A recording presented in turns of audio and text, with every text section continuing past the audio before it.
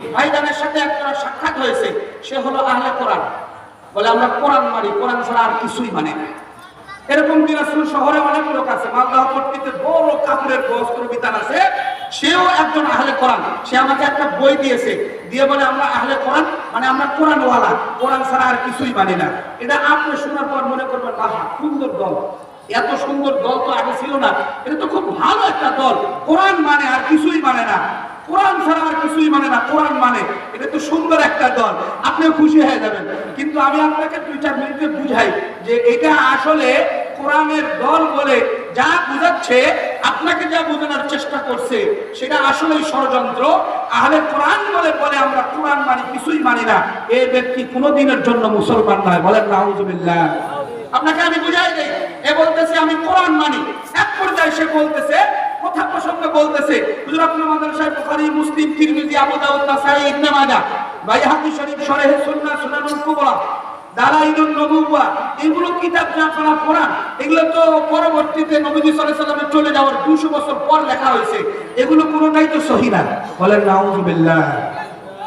একমাত্র কোরআন ঠিক থাকবে, কেন কোরআনে কারীমের ব্যাপারে চ্যালেঞ্জ করা হয়েছে যে কোরআনের একটা জের দেওয়ার পরিবর্তন হবে না, যে কোরআনই ঠিক থাকবে।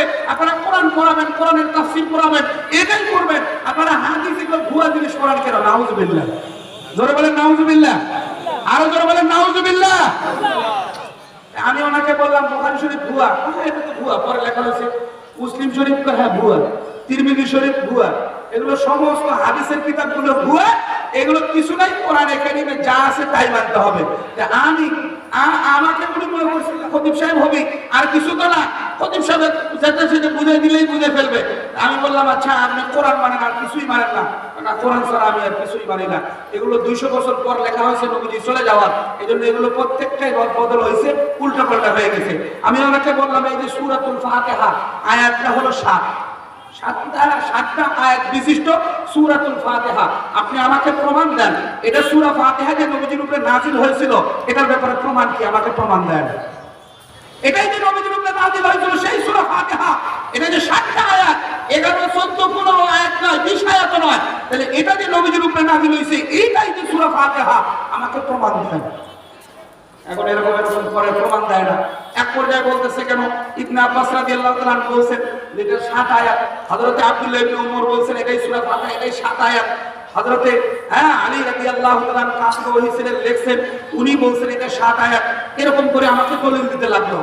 আমি তখন বললাম আপনার সূরা ফাতিহা 7 আয়াতের প্রমাণ দিতে ইবনে আব্বাস রাদিয়াল্লাহু তাআলার কথা বলেন, আব্দুল্লাহ ইবনে ওমরের কথা বলেন, হযরতে আবু হুরায়রার কথা বলেন, হযরতে আলী ইবনে আবি তালিবের কথা বলেন, তো ওনারা নবী সাল্লাল্লাহু আলাইহি ওয়াসাল্লামের মুখ থেকে যে কথা